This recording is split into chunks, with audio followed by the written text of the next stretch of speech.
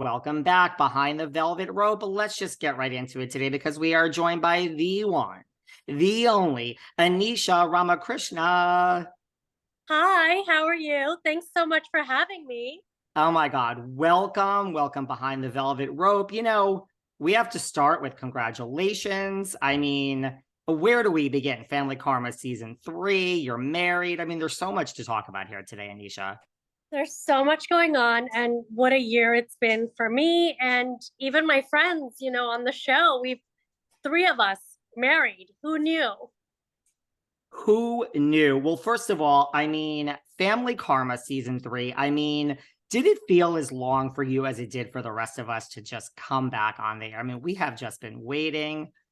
Absolutely, because your life is still happening, even though you're not filming. And then, you know, sometimes you're just going to live. So, yeah, there are decisions that you do make because obviously I love being on the show and I love sharing my life, but sometimes things just happen when the cameras aren't there, and it is what it is.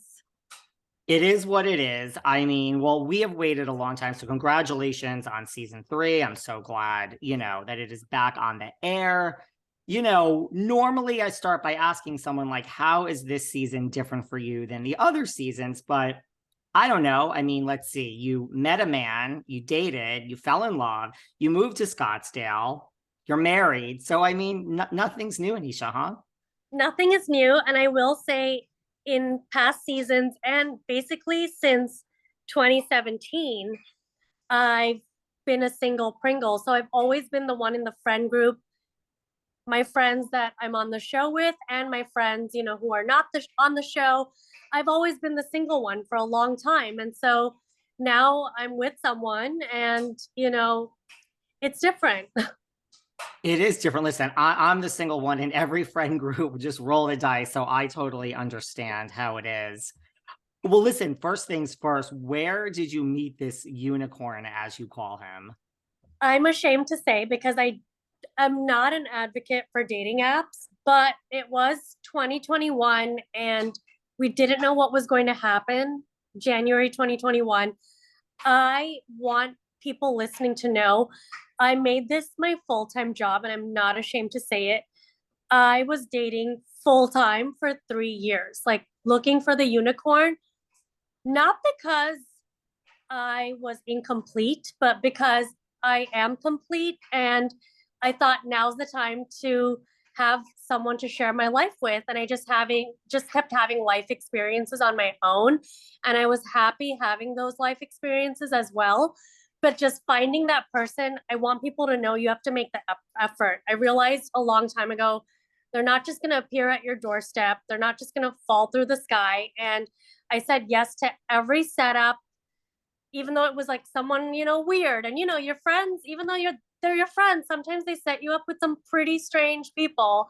I said yes, I just made an effort. And then the last resort was actually downloading a dating app in the pandemic. And I swiped on over 1,000 people, swiped no.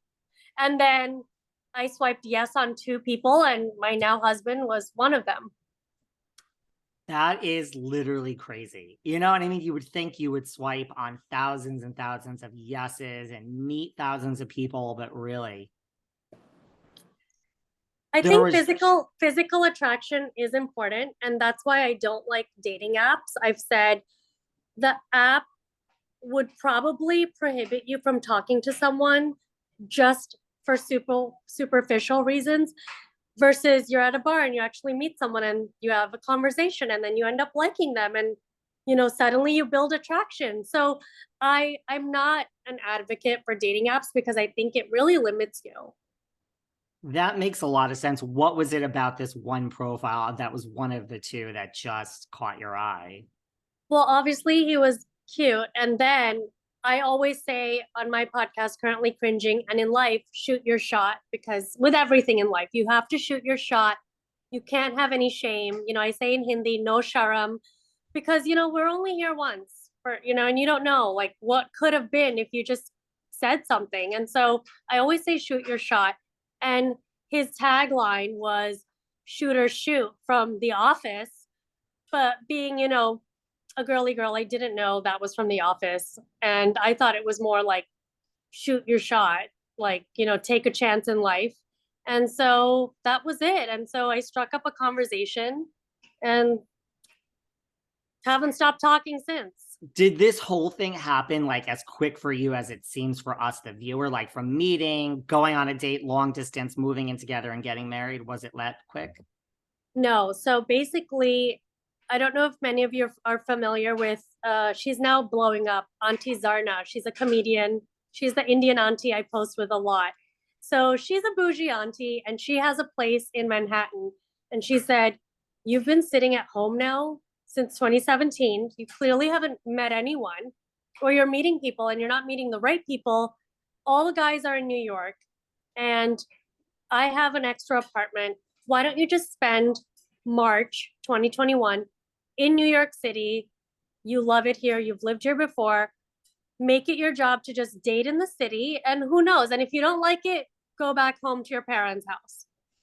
And she didn't like that I was living with my parents. She's like, "You need to get out of there, you know?" And I agree, because not much happens when you're living with your parents No.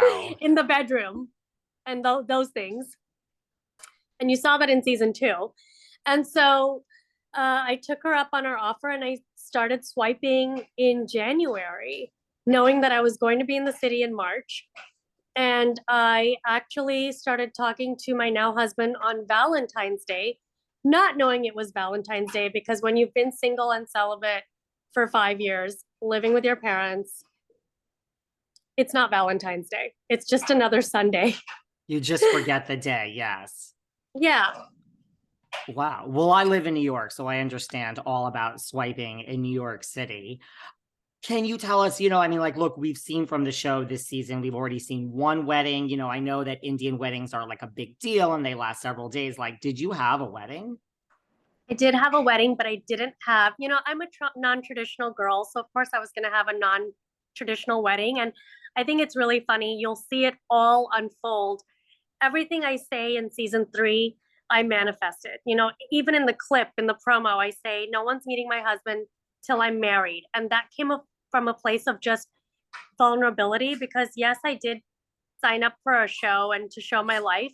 But when you're 38 years old and it comes to a point in your life where your entire identity is about who you're with or whether you're single, and relationships don't work out, you just want it to work out and you don't want to look like a fool with just having another relationship not work out.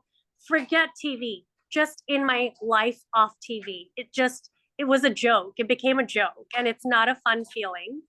And so it just got to a point where I didn't want this to be another joke where I met someone and then it didn't work out.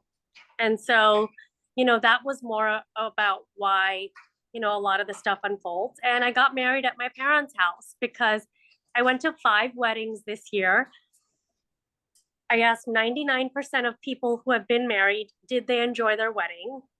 Most of them said no. It's exhausting and the planning.